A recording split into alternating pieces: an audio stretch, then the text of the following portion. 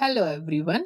आज हम एक इंटरेस्टिंग टॉपिक पढ़ेंगे, regulation of gene expression in eukaryotes.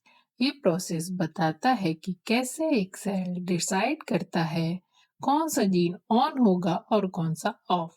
यही कंट्रोल करता है कि सेल कौन से प्रोटीन बनाएगा और कब बनाएगा। आज की वीडियो में ये टॉपिक कवर करेंगे। First gene amplification, second transcriptions, third epigenetics. सबसे पहले हम देखेंगे जीन एम्प्लीफिकेशन।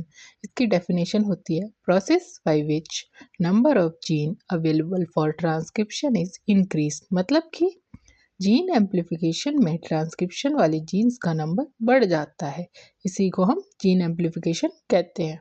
अब जो जीन ट्रांसक्रिप्ट कर रहे होते हैं उनका नंबर बढ़ जाता है। एक एग्जांपल से जीन एम्प्लीफिकेशन को समझते हैं।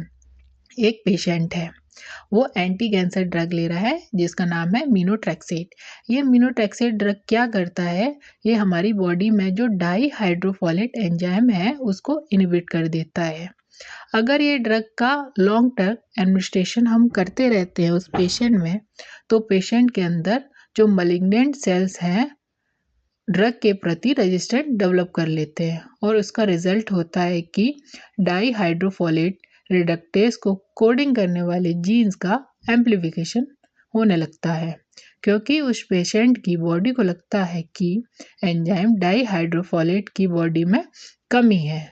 उसको पूरा करने के लिए बॉडी एक कॉपिंग मैकेनिज्म अपनाती है। सेकंड है ट्रांसक्रिप्शंस।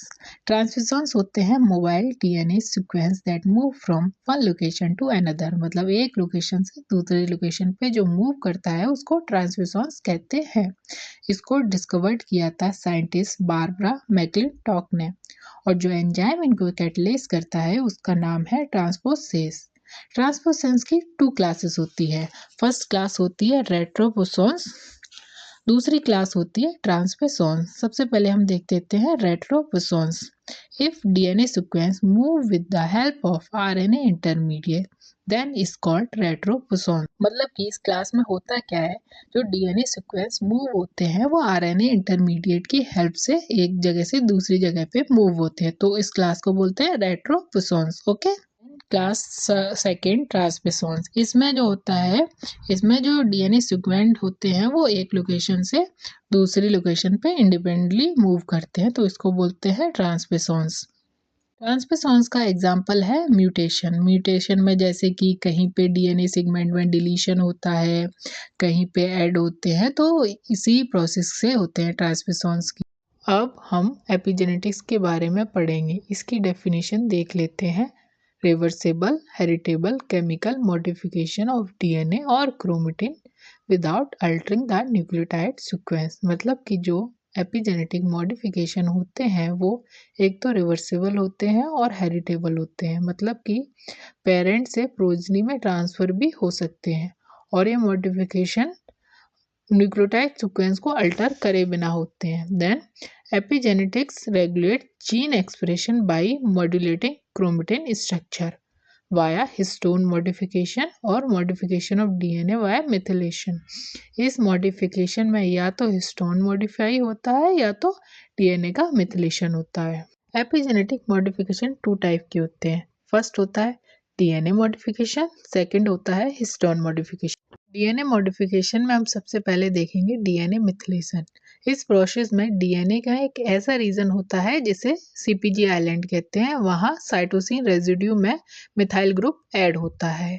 इस रिएक्शन में मिथाइल ग्रुप ऐड होता है, तो इस रिएक्शन को हम बोलते हैं मिथिलेशन। तो डीएनए के एक ऐसे रीजन में जहाँ पर मिथाइल ऐड होता है तो उसको बोलते हैं हम डीएनए मिथिलेशन। इस रिएक्शन को जो कैटलाइज करता है एंजाइम, उसका नाम है डीएनए मिथाइल ट्रांसफरेज। इसकी शॉर्ट फॉर्म है डीएनएमटी। और जो मिथाइल प्रोवाइड करता है वो करता है एस एडेनोसाइल मेथियोनिन, जिसकी शॉर्ट फॉर्म होती है सैम। अब हम हिस्टोन मॉडिफिकेशंस देखेंगे। तो हिस्टोन मॉडिफिकेशन पहली बात होता क्या है, यह एक पोस्ट ट्रांसक्रिप्शन मॉडिफिकेशन है। मतलब कि प्रोटीन सिंथेसिस होने के बाद ये मॉडिफिकेशंस होते हैं। इसमें आता है सबसे पहले हिस्टोन एसिटाइलेशन। हिस्टोन एसिटाइलेशन में हिस्टोन प्रोटीन के जो लाइसिन रेजिड्यू है उस पर एसिटाइल ग्रुप ऐड हो जाता है। इसी प्रोसेस को हिस्टोन एसिटाइलेशन कहते हैं। यह एक रिवर्सेबल प्रोसेस है, मतलब ये रिवर्स की जा सकती है। इसका रिजल्ट क्या होता है हिस्टोन एसिटाइलेशन का? इसका रिजल्ट यह होता है कि जो हिस्टोन है उसमें पॉजिटिव चार्ज कम हो जाते हैं, जिससे जो हमारा डीएनए वो लेस डेंसली पैक्ड हो जाता है ड्यू टू एसिटाइल के नेगेटिव चार्ज, जिससे कंडेंसेशन कम हो जाता है। और कंडेंसेशन जब कम हो जाता है तो क्रोमेटिन है वो यू क्रोमेटिन बन जाता है, और जो यू क्रोमेटिन होता है उससे जीन एक्सप्रेशन होने लगता है। मतलब कि हिस्टोन का जो मॉडिफिकेशन है हिस्टोन एसिटाइलेशन, उसका रिजल्ट यह होता है कि जीन एक्सप्रेशन इंक्रीज हो जाता है। और इस रिएक्शन को जो एंजाइम कैटेलाइज करता है उसका नाम है हिस्टोन एसिटाइलेज, जिसकी शॉर्ट फॉर्म HAT है।